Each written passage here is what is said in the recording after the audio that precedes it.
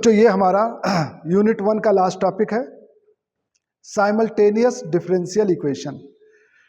इसका एक part exam में जरूर पूछा जाता है, बहुत आसान सा है। यदि आपका CFPI तैयार है तो ये आपका बहुत आसान हो जाता है बच्चों, ठीक है ना। देखो ध्यानपूर्वक बेटा, आपको याद होगा जब आप कक्षा 7 या 8 में थे या 10वीं में, तो आपने साइमल्टेनियस इक्वेशन पढ़ा था। साइमल्टेनियस इक्वेशन पढ़ा था मतलब आपने बेटा ऐसे प्रश्न सॉल्व करना सीखा था, जैसे हम कहते हैं 2x + y = 3 और 3x + 2y = 5। ये बच्चों आपने सॉल्व करना सीखा था। इनको हम साइमल्टेनियस इक्वेशन कहते थे। याद आ रहा है आपको ना, साइमल्टेनियस इक्वेशन, युगपद समीकरण, इनको सॉल्व करना सब बच्चों ने सीखा था। याद आ रहा है कैसे सॉल्व करते थे अपन? आपको याद होगा कि जब इस तरीके का कोई समीकरण दिया जाता था, ऐसा कोई इक्वेशन दिया जाता था, तो यहाँ जो x का कोएफिशिएंट है उससे इसको मल्टीप्लाई करते थे और यहाँ जो x का कोएफिशिएंट है उसको इससे मल्टीप्लाई करते थे। याद करो, ऐसे ही तो पढ़ाया था आपको आपके गुरुजी ने। क्या किया था, यहाँ 3 है तो इसको आपने 3 से मल्टीप्लाई किया, यहाँ इसका कोएफिशिएंट 2 है तो इसको आपने 2 से मल्टीप्लाई किया। इनको सॉल्व करने का तरीका मैं रिपीट करवा रहा हूँ जो छोटे क्लास में था। इसको आप समझ लो, ये समझ गए तो समझ लो साइमल्टेनियस डिफरेंशियल इक्वेशन समझ गए। अब आप इसको सॉल्व करने के लिए इसको 2 से मल्टीप्लाई करते, मतलब ये हो जाता 6x प्लस का 3y = 9। Okay, 6x + 3y = 9। यहाँ मल्टीप्लाई करते तो 6x, इसको मल्टीप्लाई करते 4y = 10। ओके, अब इनको आप माइनस करते, माइनस माइनस माइनस, ये कैंसिल, यहाँ माइनस का y = ये माइनस का 1, यानी y का मान 1 आ जाता। अब ये y की वैल्यू आप किसी एक इक्वेशन में रख देते, जैसे इसमें आप y की वैल्यू रख दें तो यहाँ से आप लिखेंगे 2x y की जगह 1 = 3, या 2x = 3 - 1, या 2x = 2, या x = 1। ऐसे बच्चों सॉल्व करते थे। यदि हमारे साइमल्टेनियस इक्वेशन है तो साइमल्टेनियस इक्वेशन को ये सॉल्व करने का तरीका होता था। ये बच्चों हमारे साइमल्टेनियस इक्वेशन थे, ठीक है ना। ये सब आप लोग सीख चुके हैं। अब यहाँ पर अपन क्या नया पढ़ने जा रहे हैं, जैसे कि आपने देखा बेटा, हमने आपसे कहा कि ये साइमल्टेनियस इक्वेशन है, ऐसा कुछ हमने लिखा x + y = 3 या 2x - y = 5। ये क्या है, साइमल्टेनियस इक्वेशन है।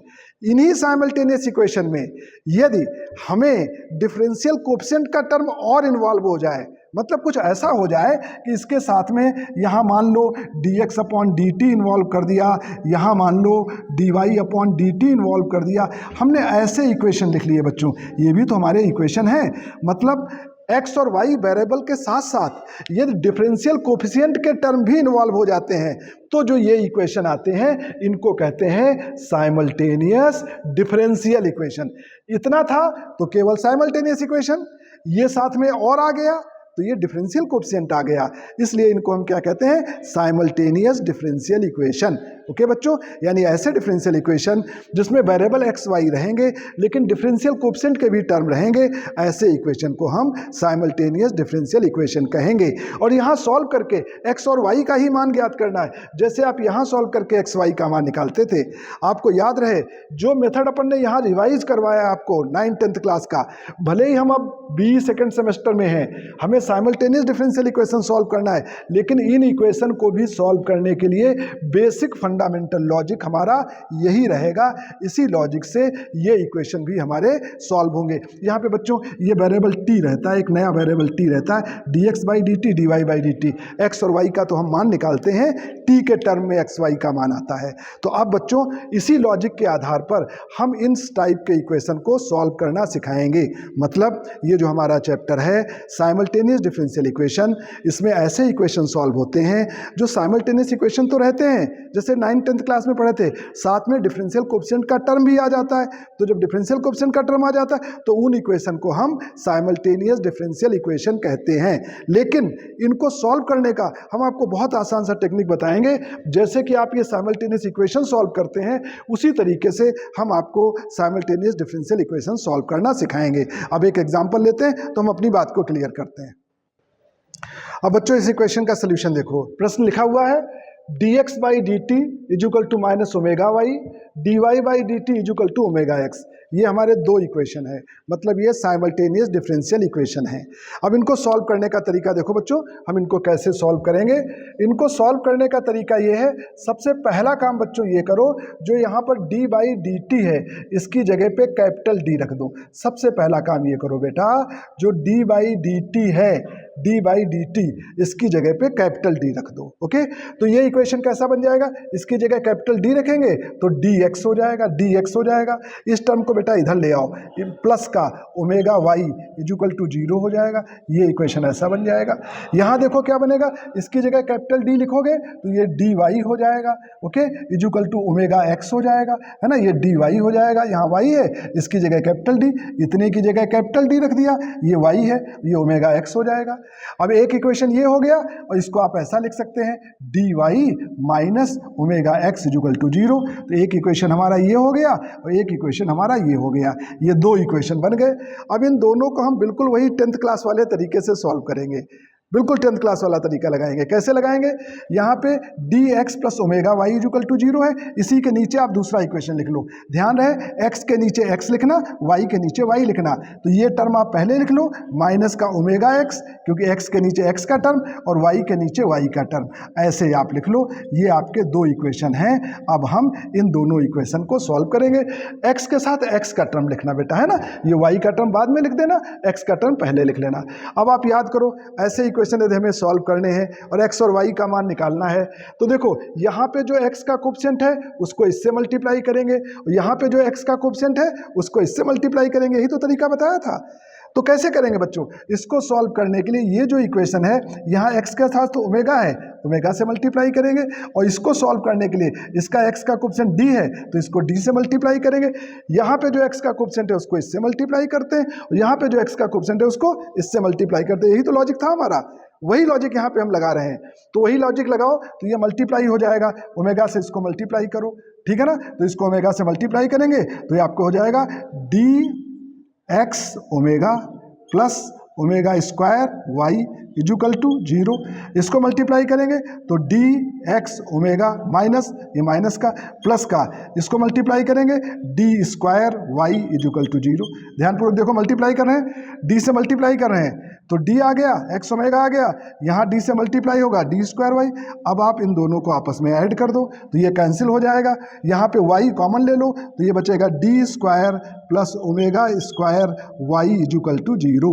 ये क्या बचा बच्चों, ये y कॉमन ले लिया, ये ओमेगा स्क्वायर d स्क्वायर, ये बचा। अब हम इस इक्वेशन को सॉल्व कर लेंगे। अब हमें यहाँ पे क्या इक्वेशन मिल गया बच्चों, यहाँ पे हमें इक्वेशन मिल गया d square plus omega square into y equal to 0। अब इसको सॉल्व करके हम y का मान ज्ञात करेंगे। और आपको याद है अभी CFPI हम पढ़ चुके हैं, इसको सॉल्व करोगे तो यहाँ इक्वल टू 0 है, तो इस डिफरेंशियल इक्वेशन को सॉल्व करने के लिए केवल CF निकालना पड़ेगा। यदि यहाँ पर भी कुछ होता तो इस डिफरेंशियल इक्वेशन को सॉल्व करने के लिए CF और PI दोनों निकालने रहते। अब यहाँ पे ऐसा लिखा है तो इसका केवल CF निकालेंगे, इसका ऑक्सिलरी इक्वेशन लिखेंगे, हम इसका ऑक्सिलरी इक्वेशन लिखेंगे। It's auxiliary equation is d की जगह m लिखेंगे, m square plus omega square equal to 0, या m square equal to minus का ओमेगा स्क्वायर, या m equal to minus sign का अंडर रूट लेंगे तो प्लस माइनस ओमेगा आई आएगा, माइनस साइन के कारण आई आएगा। अब ये रूट आ गए तो इसका क्या केवल कॉम्प्लीमेंट्री फंक्शन होगा, कॉम्प्लीमेंट्री फंक्शन होगा C1, ओके, ओमेगा आ गया C1 cos omega t plus का C2 sine omega t। t क्यों लिख रहे हैं बेटा, t इसलिए लिख रहे हैं कि यहाँ पे देखो d by D T capital D के बराबर था, जब d by D x capital D के बराबर होता है तो यहाँ x लिखा जाता है। अब यहाँ t वेरिएबल है, इसलिए जब हम इसका कॉम्प्लीमेंट्री फंक्शन लिखेंगे तो ये आएगा, और चूंकि इक्वल टू 0 है तो फिर y equal to complementary function ही इसका सोल्यूशन हो जाएगा। तो y का मान हमारा यहाँ पे आ गया C1 cos omega t plus का C2 साइन ओमेगा t। ये बच्चों हमारा y का मान यहाँ पर आ गया। अब हम क्या करते थे, जब हमें y का मान पता चल जाए तो y का मान इक्वेशन में रख करके x का मान निकाल लेते थे। तो y का मान हमारा आ गया है। अब ये दो इक्वेशन हमें दी गई हैं, अब y का मान यहाँ रखेंगे तो x का मान हम यहाँ से निकाल लेंगे। इन दोनों में से किसी में भी y का मान रख दो आप, ये जो y का मान आया है आप यहाँ रख दो तो dx बाई dt आएगा, तो आपको इंटीग्रेशन करोगे तब x आएगा। इंटीग्रेशन से आप बचना चाह रहे हो तो इसमें मत रखो, इसमें आप y का मान रख दो तो आपका x डायरेक्ट मिल जाएगा। तो ये मान हम यहाँ पे रखेंगे और फिर यहाँ से हम x निकाल लेंगे। देखो मान रख के हम बताते हैं आपको। अब देखो बच्चों, ये जो हमारा इक्वेशन है ना, ये जो इक्वेशन नंबर 2 है, ये पहला इक्वेशन आपका दिया गया था, ये दूसरा इक्वेशन दिया गया था। तो यहाँ हम dy बाई डी टी, ये हमारा y आ गया बेटा। अब इसको डिफ्रेंशिएट कर दो तो आप dy बाई डी टी निकाल लो। इसको डिफ्रेंशिएट करेंगे तो dy बाई डी टी आएगा। c1 एज सच रहेगा, कॉस का डिफ्रेंशिएशन करेंगे तो माइनस का साइन ओमेगा टी आएगा इंटू ओमेगा आएगा। Okay, C1 as such cos omega T का differentiation minus sine omega T into omega plus का C2 एज सच लिखेंगे, साइन ओमेगा टी का differentiation cos omega T into omega आएगा, है ना, sine omega T का differentiation. अब ये dy बाई डी टी का मान यहाँ रख देते हैं। ओके, तो हमें क्या मिलेगा, वी गेट, ये dy बाई डी टी का मान आप यहाँ रख दो। तो ये dy बाई डी टी का मान रख दो तो आपका आ जाएगा माइनस का C1 omega sine omega T, okay, और प्लस का C2 omega cos omega T, ये ओमेगा एक्स के बराबर आएगा। ये क्या, ओमेगा एक्स। अब ये ओमेगा कैंसिल हो जाएगा तो यहाँ से x बराबर आपका आ जाएगा माइनस का C1 साइन ओमेगा टी और प्लस का C2 कॉस ओमेगा टी। ये x का मान आ गया है। ओके, तो ये बच्चों हमारा x का मान आ गया, ये हमारा y का मान आ गया, यही इसका आंसर हो गया। तो इस प्रकार से साइमल्टेनियस डिफरेंशियल इक्वेशन सॉल्व किए जाते हैं। लॉजिक बेटा हम वही लगा रहे हैं जो हमने 9th-10th वाला पढ़ा था, बस यहाँ डिफरेंशियल इक्वेशन है तो CF और PI निकाल के कर रहे हैं। और ध्यान रहे, जब इक्वल टू करके जीरो वाले इक्वेशन होंगे तो इसमें केवल CF ही से काम चल जाएगा, ठीक है। और जब इक्वल टू करके कोई e to the power t वगैरह दिया हो तो CF और PI दोनों निकालेंगे। हम हर टाइप के क्वेश्चन करेंगे, ठीक है ना। अब देखो बच्चों, ये क्वेश्चन हमारा है dx by D t equal to 2x plus 6y, dy by D t equal to x plus y. ये हमारे दो साइमल्टेनियस डिफरेंशियल इक्वेशन लिखे हुए हैं, हमें इनको सॉल्व करना है। तो बच्चों, इनको सॉल्व करने के लिए सबसे पहले आप इनको थोड़ा सिस्टमेटिक एडजस्ट करके लिख लो। आप इसको ऐसा लिख लो, dx by D t minus का 2x माइनस का 6y इक्वल टू 0, और इसको आप ऐसा लिख लो, dy by D t minus का x माइनस का y इक्वल टू 0, ऐसा लिख लो बच्चों। ओके, अब यहाँ पर देखो बच्चों, हम d बाई डी टी को कैपिटल D ले रहे हैं, कैपिटल D। तो यहाँ पर ये dx हो जाएगा, dx, d by D T को कैपिटल D लिया, ये x हमारा माइनस का 2x और माइनस का 6y इक्वल टू 0।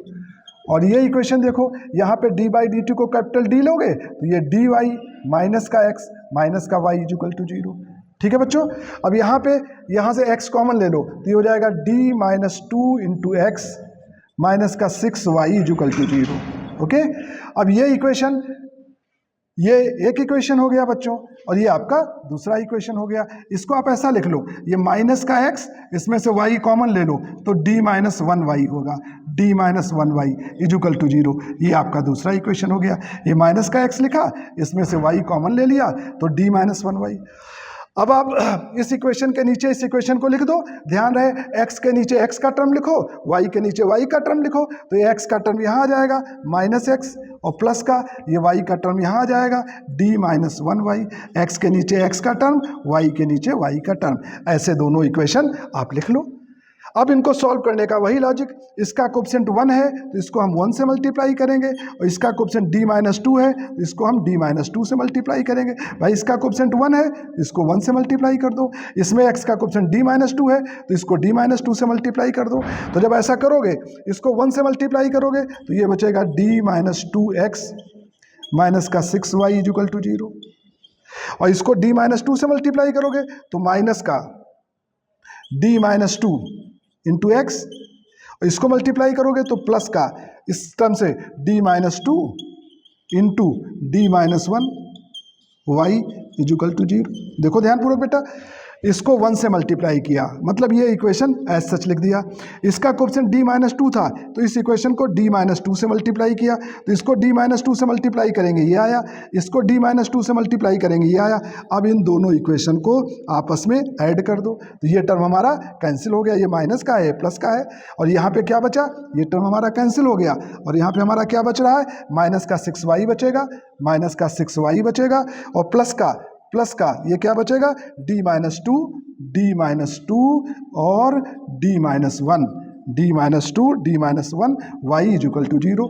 अब इसको बच्चों थोड़ा सॉल्व कर लो, सॉल्व करेंगे y पहले कॉमन ले लो, तो माइनस का 6 बचेगा, और प्लस का यहाँ पे d-2, यहाँ पे d-1, ये आपका y बचेगा, ये y आप यहाँ ले लो, ओके, ये y कॉमन लेके यहाँ ले लो, ठीक है ना। ये y यहाँ था, ये y यहाँ था, तो ये y यहाँ कॉमन आ गया, यहाँ -6 बचा, ये दोनों टर्म, इसको सिंप्लीफाई कर लो, -6 प्लस ये मल्टीप्लाई करेंगे तो आएगा d², इसका मतलब, और माइनस का d, इससे करेंगे तो माइनस का 2d और प्लस का 2, ओके, y इक्वल टू 0, यानी ये सॉल्व होकर के आ जाएगा d² माइनस का 3d और माइनस का 4 बचेगा, माइनस का 6 प्लस का 2, है ना, इंटू y इक्वल टू 0। अब ये प्रश्न तुम्हारा कैसा बन गया, अब ये CFPI वाला क्वेश्चन बन गया बच्चों, अब ये कैसा बन गया, CFPI वाला बन गया, इक्वल टू 0 है, तो यहाँ केवल CF निकलेगा, मतलब इसका ऑक्सिलरी इक्वेशन निकाल करके केवल इसका CF निकाल देंगे बच्चों, मतलब ये ऑटोमेटिक फिर CFPI वाले पार्ट में क्वेश्चन कन्वर्ट हो गया तुम्हारा, ठीक है। तो अब आप देखो बच्चों, इसको आगे हम ऐसे करेंगे, तो अब इसको सॉल्व करने के लिए हम इसका ऑक्सिलरी इक्वेशन लिखेंगे, इट्स ऑक्सिलरी इक्वेशन इज, हम इसका ऑक्सिलरी इक्वेशन लिखेंगे, इसका ऑक्सिलरी इक्वेशन होगा d की जगह m लिखेंगे, तो m² माइनस का 3m,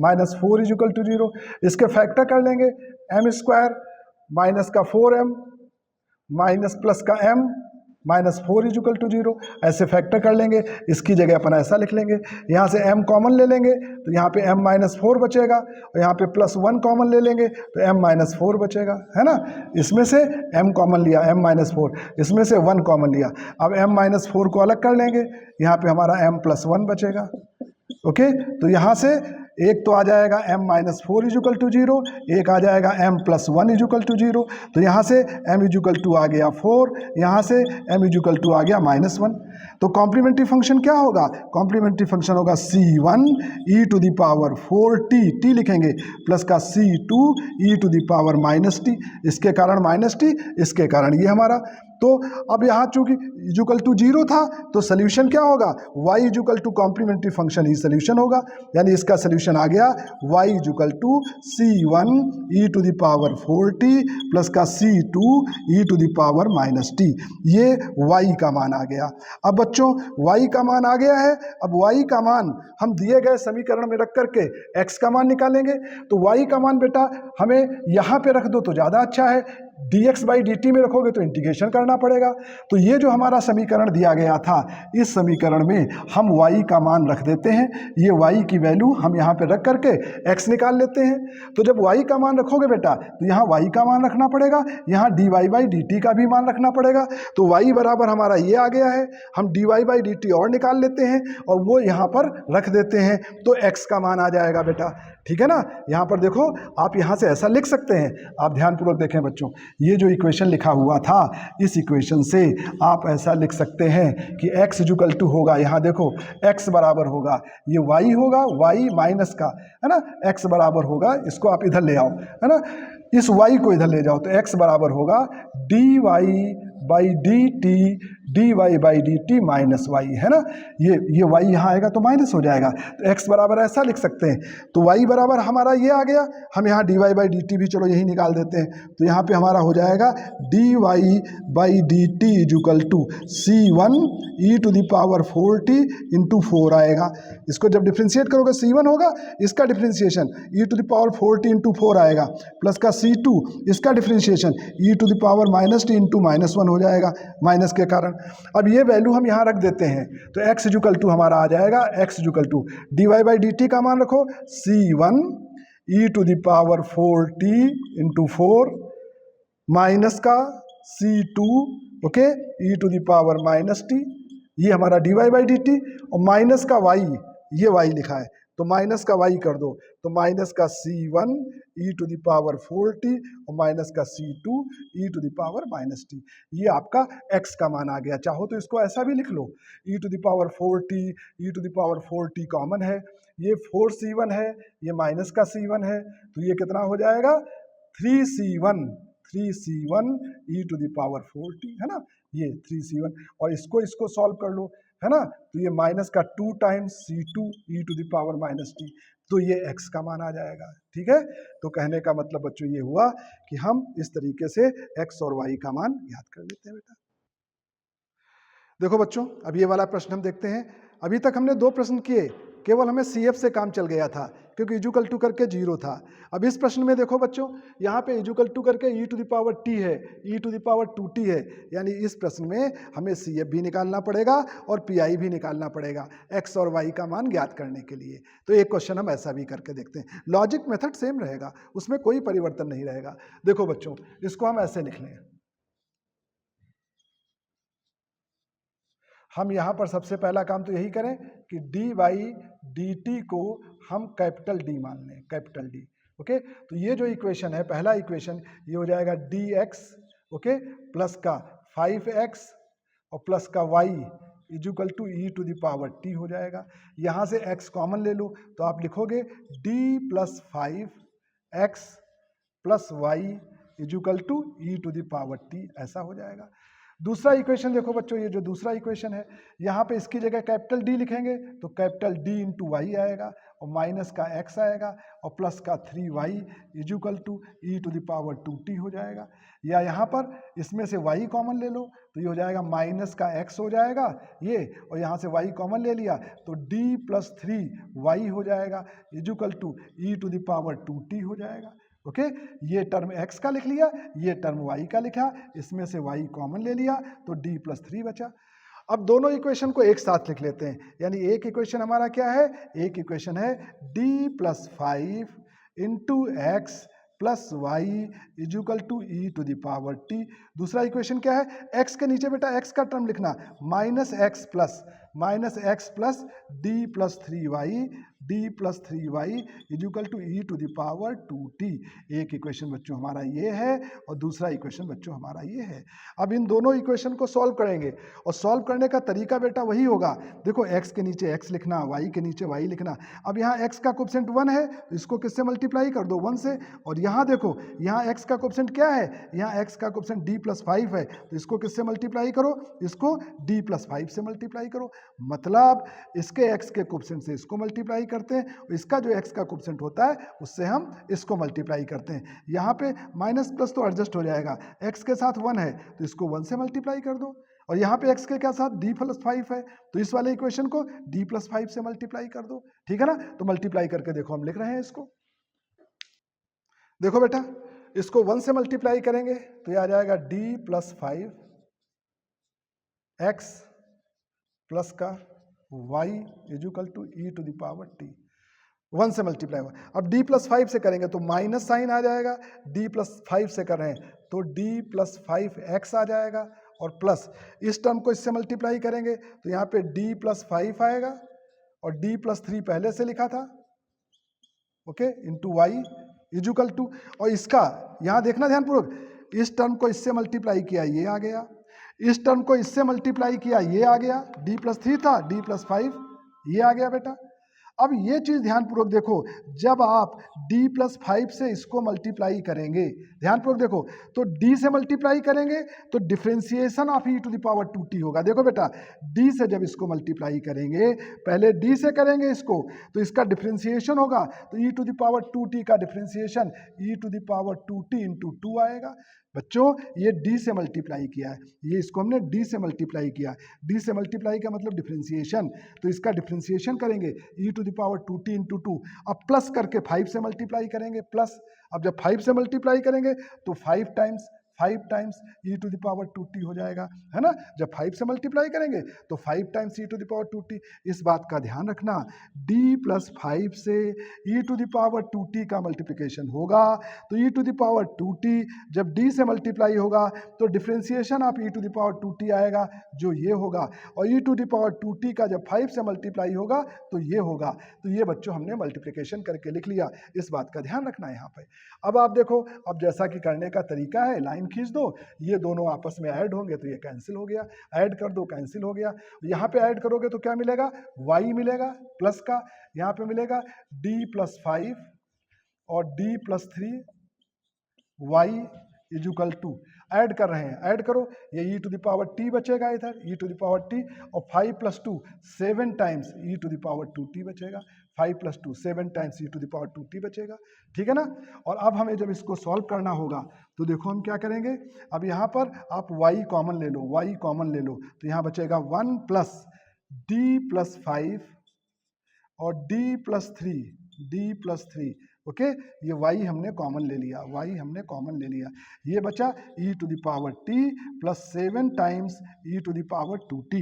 इसको थोड़ा सॉल्व कर लो तो 1 प्लस इसका मल्टीप्लाई करो तो आएगा d स्क्वायर, और यहाँ मल्टीप्लाई करेंगे तो 3d 5d 8d आएगा, 8d आएगा, और प्लस का 15 आएगा, प्लस का 15 आएगा। मल्टीप्लाई करें बेटा d स्क्वायर, और इसका करेंगे 3d 5d 8d हो जाएगा 15, ओके। यहाँ पे y equal to E to the power t plus 7 times e to the power 2t आ जाएगा। यानी ये आपका हो जाएगा d स्क्वायर प्लस का 8d और प्लस का 16, okay, into y equal to E to the power t plus 7 times e to the power 2t। अब ये इक्वेशन कैसे सॉल्व करेंगे, CFPI वाला तरीका। इसको सॉल्व करने के लिए यहाँ y का मान आएगा, इसका CF निकालेंगे, और इस प्रश्न में बेटा केवल CF से काम नहीं चलेगा, इधर ये टर्म लिखा हुआ है तो इसलिए PI भी निकालना पड़ेगा। अभी तक जो हमने क्वेश्चंस किए थे उसमें यहाँ पे 0 आता था तो केवल CF से काम चलता था, लेकिन इसमें y के साथ ये लिखा है इजुकल टू करके ये टर्म लिखे हैं, तो यहाँ हमें CF भी निकालना पड़ेगा और PI भी निकालना पड़ेगा। तो हम इसको सॉल्व करते हैं, y का मान निकालने के लिए पहले CF निकाल लेंगे, फिर हम इसका PI निकाल लेंगे। हाँ बच्चों देखो, तो हम इसको सॉल्व कर रहे हैं, तो सबसे पहले हम इसका ऑक्सिलरी इक्वेशन लिखेंगे, है ना। इसका हम ऑक्सिलरी इक्वेशन लिखेंगे, it's auxiliary equation is d की जगह m लिखेंगे, m square plus 8m plus 16 equal to 0, okay. अब ये बच्चों तो बड़ा आसान हो गया, ये तो एक्चुअली m प्लस 4 का होल स्क्वायर हो गया है। देखो बेटा m प्लस 4 का होल स्क्वायर, m स्क्वायर 4 का 16, दोनों के मल्टीप्लिकेशन का दुगुना, तो m इजुकल टू -4 आया, यहाँ से m equal to -4 whole square है, इसके कारण रिपीट हो जाएगा, 2 बार आ जाएगा -4, तो इसका कॉम्प्लीमेंट्री फंक्शन होगा, it's complementary function is C1 plus XC2 लिखते थे, लेकिन यहाँ TC2 लिखेंगे, है ना, x की जगह t है और e to the power -4t, है ना, इसके कारण। तो ये इसका एक भाग आ गया, कॉम्प्लीमेंट्री फंक्शन आ गया। अब बच्चों हम इसका पर्टिकुलर इंटीग्रल निकालेंगे, तो इसका पर्टिकुलर इंटीग्रल निकालने के लिए आप इसको ऐसा लिखेंगे, इट्स पर्टिकुलर इंटीग्रल इज, ये 1 अपॉन में आ जाएगा, 1 अपॉन d स्क्वायर प्लस का 8d और प्लस का 16, ओके, ये बराबर हो जाएगा e to the power t plus 7 time e to the power 2t, okay. ये 1 अपॉन करके इसको लिखेंगे इन दोनों के साथ, एक एक करके दोनों के साथ लिख लो। एक बार लिखा जाएगा 1 upon d square plus 8d plus 16, एक बार e to the power t के साथ, plus 1 upon d square plus 8d plus 16, एक बार 7 times e to the power 2t। यहाँ पर t का कोएफिशिएंट 1 है तो d की जगह 1 रखेंगे, तो d की जगह 1 रखेंगे तो 1 प्लस 8 प्लस 16 आएगा e to the power t, plus यहाँ पे 2 है t का कोएफिशिएंट, तो d की जगह 2 रखेंगे तो 4 हो जाएगा, d की जगह 2 रखेंगे तो ये 16 बचेगा, 7 e to the power 2t, यानी ये बराबर हो जाएगा 1 अपॉन, यहाँ पे हो जाएगा 16 4 20 24 25, 1 upon 25 e to the power t plus 16 दूनी 32 36, 7 upon 36, okay, 7 upon 36 e to the power 2t। ये इसका PI आ गया, ये इसका PI आ गया। तो सोल्यूशन क्या लिखेंगे, y equal to CF plus PI, ये y इजुकल टू ये PI आया है, इसका ये PI आया है और ये CF आया है, तो इस इक्वेशन का सोल्यूशन कैसे लिखेंगे? इसका सोल्यूशन लिखा जाएगा y equal to C F plus P I, ये सोल्यूशन होगा। ओके, तो इस इक्वेशन का सोल्यूशन क्या आएगा? y equal to C F कितना आया है? C1 plus t time C2 e to the power -4t और प्लस पी आई कितना आया है? e to the power t upon 25 plus का 7 upon 36 e to the power 2t। तो ये हमारा y का मान आ गया। This is the value of y। ये हमने सॉल्व करके y का मान निकाल लिया बच्चों। This is the value of y। ठीक है, अब जैसा कि हमने बताया है y का मान किसी एक समीकरण में रख देंगे तो x का मान निकालेंगे। अब देखो बच्चों, x का मान निकालने के लिए ये जो समीकरण है इसमें y का मान रख दो और dy बाई dt भी लगेगा तो x का मान आ जाएगा। तो ये जो y का मान आया है, अब इसको हम, ये जो हमारा समीकरण नंबर मान लो 1 दिया गया था, ये दूसरा दिया गया था, ये y का मान हम इसमें रखेंगे। इसमें बेटा मत रखना, नहीं तो dx बाई dt आएगा, इंटीग्रेशन करना पड़ेगा। इसमें डायरेक्ट x आ जाएगा। y का मान आ गया, डायरेक्ट x निकालना है तो यहां से डायरेक्ट x आ जाएगा। तो y का मान हम समीकरण नंबर 2 में रखेंगे बच्चों। देखो बच्चों, अब इस समीकरण 2 से लिख सकते हैं x को यदि हम इधर शिफ्ट कर लें तो हम ऐसा लिख सकते हैं बेटा, यहां से देखो, आप ध्यानपूर्वक देखो, x को इधर शिफ्ट कर ले रहे हैं, x को यहां और इसको यहां ला रहे हैं, तो हम फ्रॉम इक्वेशन 2 ऐसा लिख सकते हैं। फ्रॉम इक्वेशन 2, दूसरे इक्वेशन से बच्चों हम लिख सकते हैं x इक्वल टू x को यहाँ ले गए तो ये हो जाएगा dy बाई डी टी और प्लस का 3y और माइनस का e to the power 2t। देखो बेटा, x यहाँ आ गया तो प्लस हो गया और ये टर्म इधर आ गया तो माइनस हो गया, x हमारा इधर चला गया, dy बाई डी टी, ये 3y, ये इधर हो गया, ये इधर हो गया।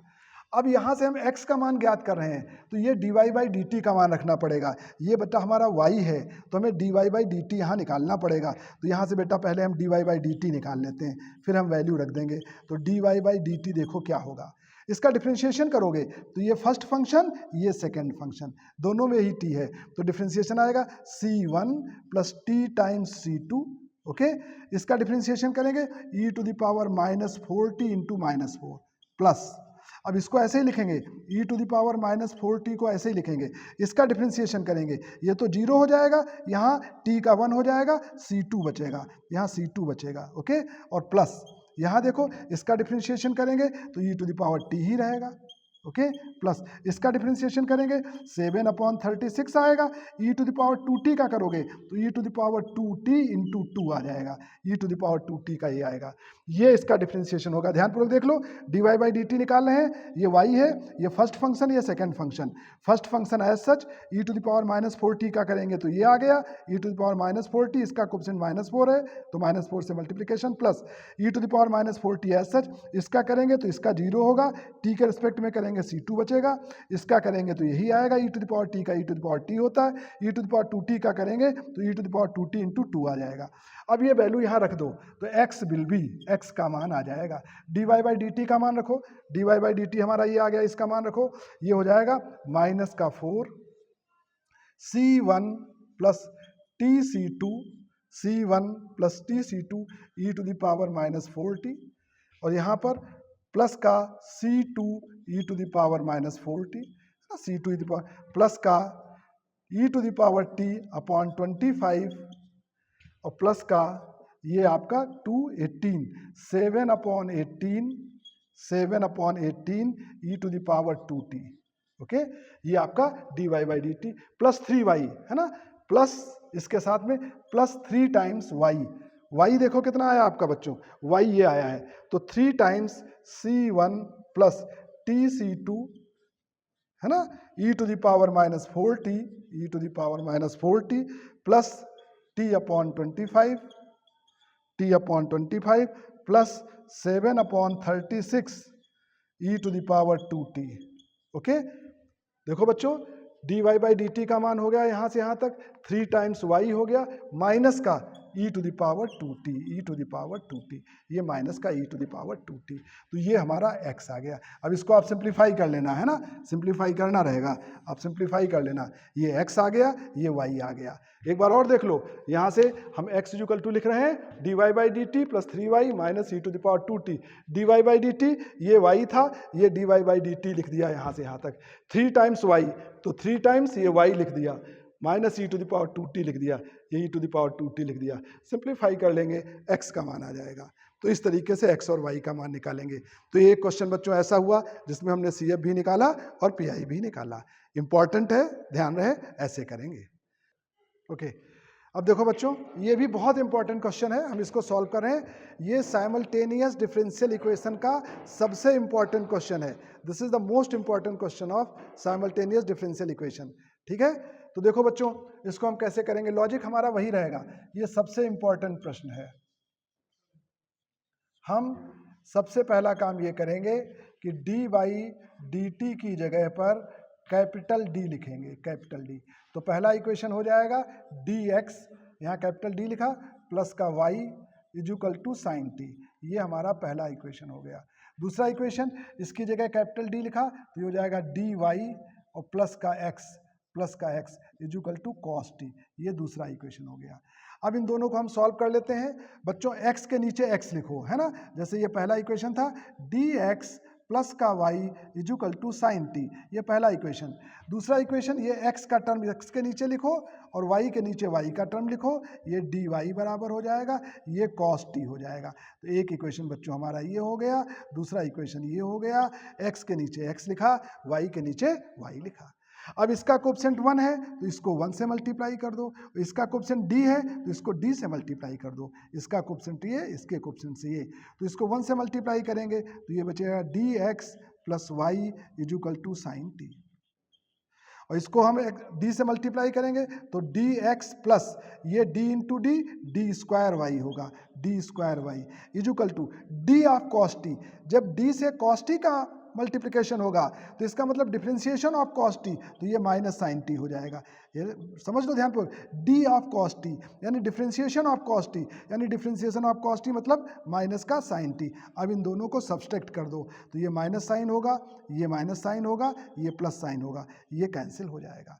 तो यहाँ क्या बचेगा, 1 minus D square into y, 1 minus D square into y, है ना, यहाँ से 1, यहाँ से माइनस का डी स्क्वायर, वाई कॉमन ले लिया, और यहाँ पे हमारा क्या बचेगा 2 sine t, 2 sine t. Okay, हम इसको ऐसे भी लिख सकते हैं, हम इस इक्वेशन को ऐसे भी लिख सकते हैं, माइनस साइन यदि हम टोटल कॉमन ले लें तो हम इसको लिखेंगे डी स्क्वायर माइनस का 1 y equal to, minus sine common ले लिया, ये माइनस के 2 साइन टी के बराबर होगा। ओके, अब हम इस इक्वेशन को सॉल्व करेंगे, इसका ऑक्सिलरी इक्वेशन लिखेंगे, it's auxiliary equation is, d की जगह m रखेंगे तो m square minus 1 equal to 0। Okay, तो यहाँ से आएगा m स्क्वायर इजुकल टू 1, या यहाँ से m equal to 1 into m equal to, भाई m square equal to 1 under root लेंगे तो m equal to plus minus 1, है ना, m स्क्वायर इजुकल टू 1 तो m equal to plus minus 1, यानी 1 आएगा माइनस 1 आएगा। तो इसका कॉम्प्लीमेंट्री फंक्शन लिखेंगे तो कॉम्प्लीमेंट्री फंक्शन होगा 1 की जगह c1 e to the power t, minus 1 की जगह c2 e to the power minus t, plus 1 की जगह ये, माइनस 1 की जगह ये, तो ये इसका कॉम्प्लीमेंट्री फंक्शन आएगा। अब बच्चों यहाँ पर ये इक्वेशन हम सॉल्व कर रहे हैं तो यहाँ CF भी निकलेगा और PI भी निकलेगा, इसकी मदद से CF आ गया, अब इसके साथ में हम इसका PI लिखेंगे।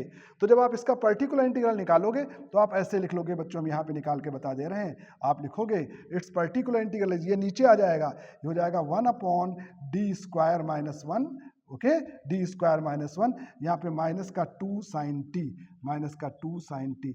अब ये साइन वाला केस है तो साइन वाले केस में क्या करते हैं, डी स्क्वायर की जगह माइनस ए स्क्वायर लिखते हैं, ए यहाँ पर 1 है, ए स्क्वायर माइनस 1 होगा तो यहाँ पे आएगा माइनस 1, ये माइनस का 2 साइन टी।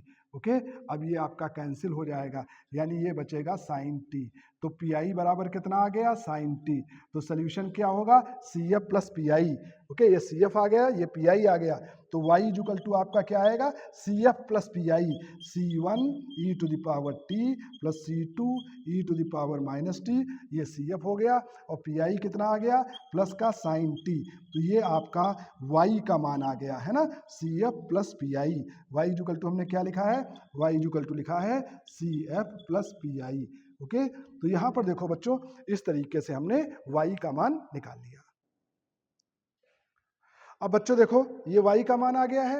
अब y का मान आप यहाँ रख दो तो x आएगा। इस इक्वेशन से आप लिख सकते हैं, from this equation x equal to होगा cos t माइनस का dy by D t, minus का dy बाई डी टी। देखो x बराबर होगा, इसको इधर ले आओ, ये y आ गया है, तो यहाँ से देखो dy बाई डी टी क्या आएगा, dy बाई डी टी बराबर आ जाएगा, इसको डिफ्रेंशिएट कर दो, तो c1 e to the power t तो ऐसे ही रहेगा, यहाँ माइनस का हो जाएगा, माइनस का c2 e to the power minus t, e to the power minus t है ना, इसलिए माइनस हो जाएगा, और साइन t का डिफ्रेंशिएशन क्या हो जाएगा, cos t हो जाएगा, साइन t का डिफ्रेंशिएशन cos t।